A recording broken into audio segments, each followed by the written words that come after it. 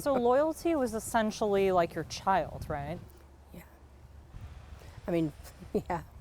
Can you tell us a little bit about I had, well, I've had his sisters all their lives. So Loyalty, I got him when he was like, what, he just turned 3. But he had been here every weekend, just about. So walk me through what happened in December.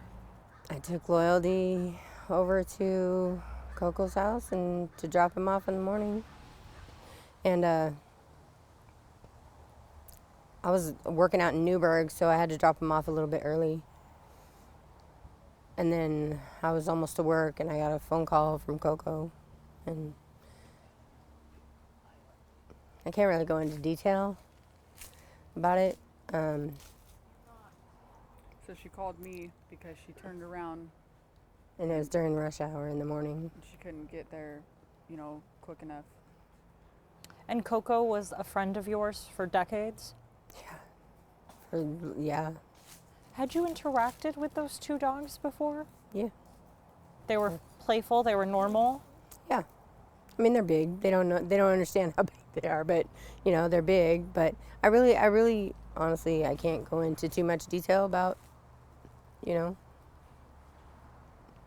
not yet anyway. I understand. How do you feel about these criminal charges? How do I feel about it? It's not something that I ever would imagine that I would be going through or I would have to even think about. We're family. Yeah. Do you think your friend should go to prison? I don't want to answer that right now. That's not. That's My a hard thing to Yeah, answer. my grandson is not here right now, and that's not going to bring him back. And that question is, I don't feel comfortable answering that question. I'm sorry. There's a lot of feelings around There's that. a whole lot of feelings. We grew up together. There's just a lot. There's just a lot of emotion behind that. What do you want people to know? I just want everybody to know that how he was. He was such a beautiful soul. He shined bright wherever he went. Everybody, he touched the hearts and lives of everybody he came in contact with, whether they knew him or not. Even if they just heard about him, school dedicated a bench to him. They got a plaque and a bench that they put in their community garden, and I couldn't be more grateful for Reynolds School District. They have really been supportive, really been supportive, and Marissa and Haven and the counselors up there have been they're all just wonderful people, and they've definitely They stepped up when it's They kind did. it's kind of a numbing kind of pain. It's unreal the amount of pain that a human body can endure and still be. It is. You can't explain it, and they really stepped up and took over when it just seemed like we couldn't really figure it out. couldn't even function. Restaurants, small businesses stepped up and cooked for our families, and the police department, they just everyone. It's crazy. We've had an enormous amount of support, and the community's gotten together, and it's it's been really hard trying to keep emotions intact, I guess. Still have the girls here, and So you're still taking care of a lot of children. How do you manage to cope with this? She doesn't. I just you just do. You don't really have a choice. You just do. You just go through the motions. I don't know. What do I miss the most? Oh God, I can't even pinpoint one thing. I can't. If you met him, If you met him, he was just so, his presence was infectious. Positive. Everything was so positive. He just loved life. He was so happy, and just so happy to be, just to be, and he wanted everybody around him to be happy, no matter what. How were your other grandchildren doing? Well, these girls, they're still going through counseling, and actually the whole family's pretty much going through counseling. it's a lot. It's huge. It's a huge. It is a lot. It's hard to narrow it down to how they're feeling, because feelings are so up and down lately. Emotions are up and down lately. Sometimes we clash, sometimes it's hard. It's just hard to pinpoint any one thing or. All different personalities. Everybody's grieving in their own way. So it's different, man. It's unlike anything that any of us have been through. It's so surreal. It's like you're watching yourself go through this Lifetime movie, and I don't know. It's not anything you ever could imagine going through, ever. I mean, even the neighbors, like our neighbor over here, that was Loyalty's friend. They were building a tree house together, and he's finishing the tree house and dedicating it to him. And, the neighbors have all come together, the whole community, just every place. Everybody has been so helpful and so supportive, and we couldn't be more grateful for that, really. And when people go through tough times, I always like to ask them what lessons they've learned, be it about life or really anything. Is there anything you want to share, any wisdoms? Cherish everything. Just keep your babies close, I guess. Just cherish every moment that you have, I guess. You just never know, I don't know if it's a lesson. I don't think anybody could have prepared for this lesson.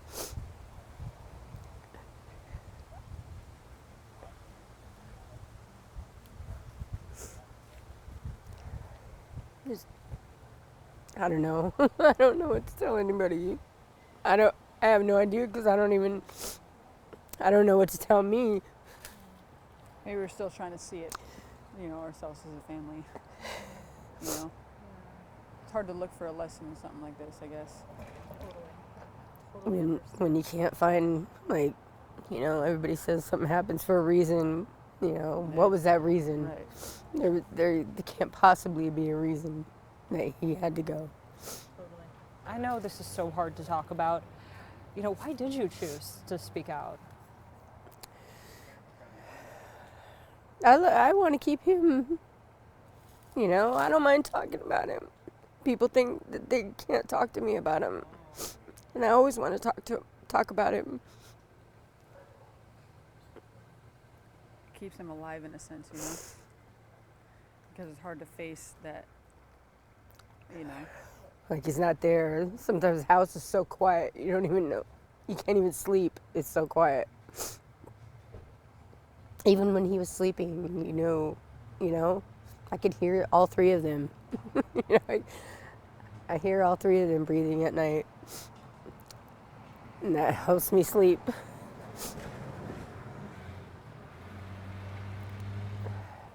They were best friends.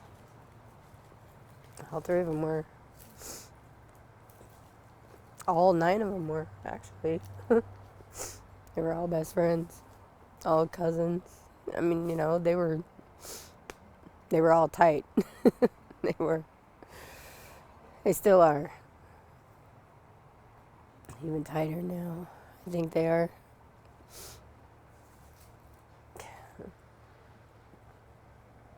You want to talk?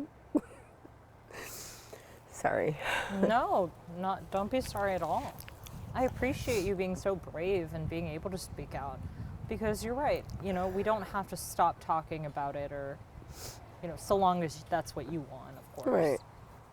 Yeah, and like I was saying, I don't mind talking about it. I like talking about it. And I talk about it every day. Every day. Sometimes I talk to him every day. Like a little angel. He is. He is.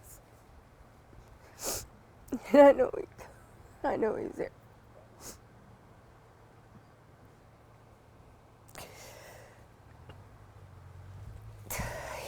Losing a child, I can't even imagine. I'm so sorry. I'm so sorry. I don't know how you do it. Like you're you know, keeping the fort going. I don't have a choice. I still have to put a roof over their head. You know?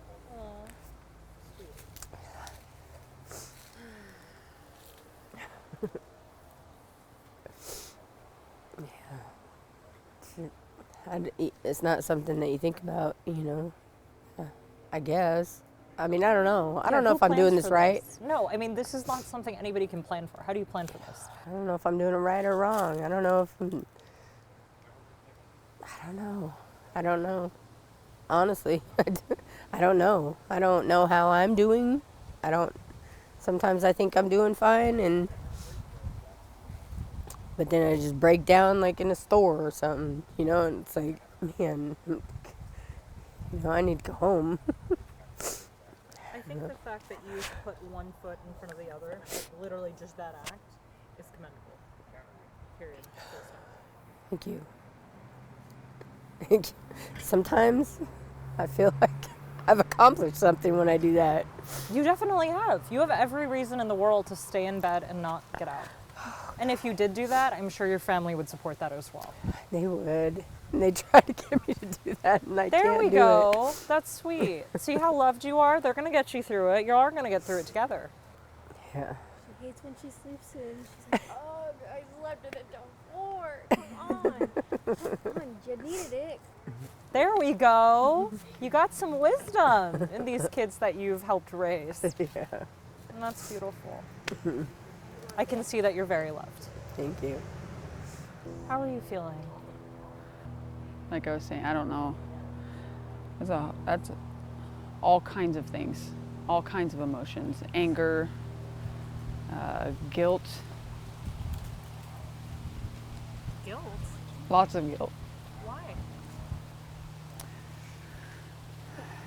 You know, when something like this happens, you know, you think of all the things you should have done or could have done, or, you know. Mom is the only one. But you must know there was nothing you could have done, right? Right, but, you know, there's just still things you... mind things. Right, there's still things you think about, you know. Yeah. One thing you were saying that resonated with me was how much pain you've learned that the human body can endure. Right. Can you tell us about that? It makes labor pain feel Yeah. easy. Like physical pain is a lot easier to deal with than something like this, you know. Like it is. I mean, it can set you down for a while, you know. Like it's like an out-of-body experience, I guess. You know, it's hard to explain. It's hard to explain. What did loyalty mean to you? He's like my brother, you know, like I felt like a celebrity when I came around, you know, because he would run out and scream and yay, you know, all excited. And I mean, Yeah, I'll do that. Yeah, but you know, it didn't matter. you could be in a bad mood, and you know, kids feed off that kind of stuff, but I mean, you could not be in a bad mood. You could not be, you know, around him. It just, it couldn't happen, you know? He wanted everybody to be happy, and he loved everyone. There's nothing, he's seen no negative in anything, you know? He wasn't tainted by this world, you know, anything, you know? Not at all. And even if there was something that was, well, he was hurting me or hurting my feelings or pushing me down or something, and he wanted to know why. You know, is everything okay? You know, why are you doing that? He was so, I don't know. His heart was bigger than his body. Yeah. For sure. For sure. Yeah. That's very profound. His heart was bigger than his body. Yeah. Very well said. Where are you in your grieving process right now? My family's really going through it. You know, my wife and my daughters and my son, you know, everybody's in therapy, you know, and my son's 5, so him and Loyalty were, I mean, best buds, you know, and my daughters loved him, and I mean, just, we're all so tight, you know.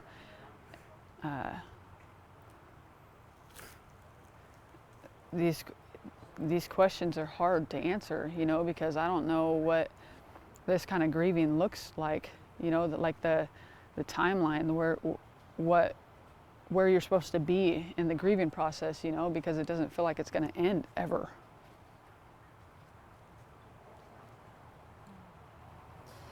I can't even imagine. I mean, what do you want people to take from this? Why are you guys deciding to speak out, or you specifically?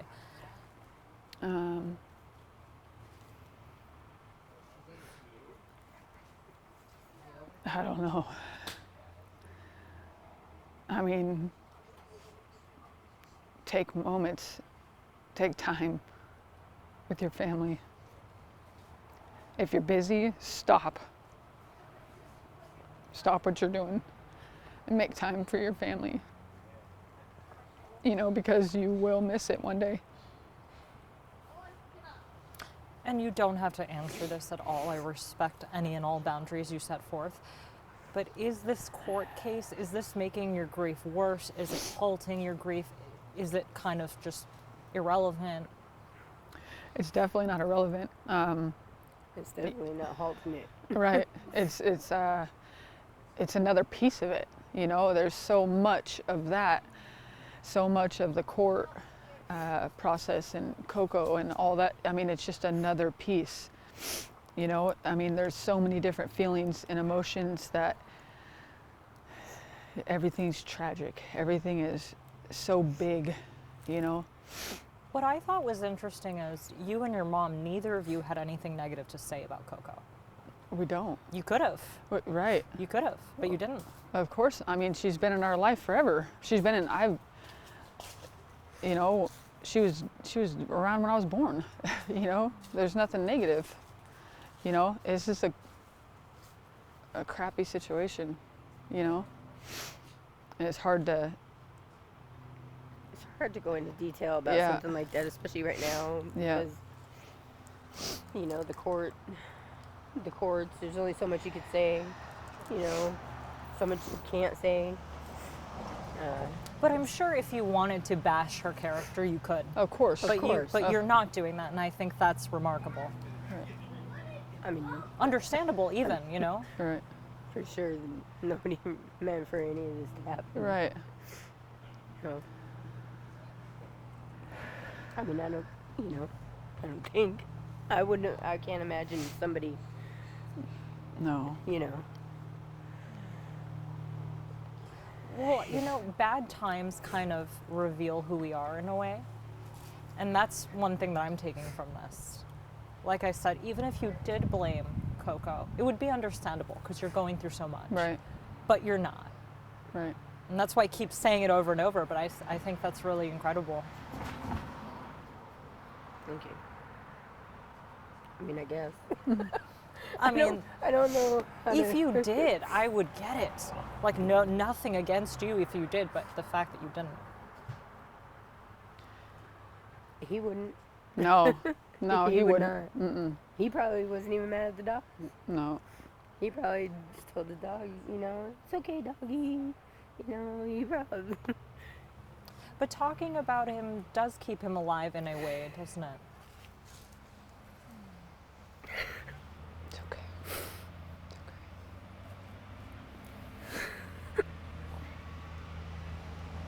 He was probably telling the dogs.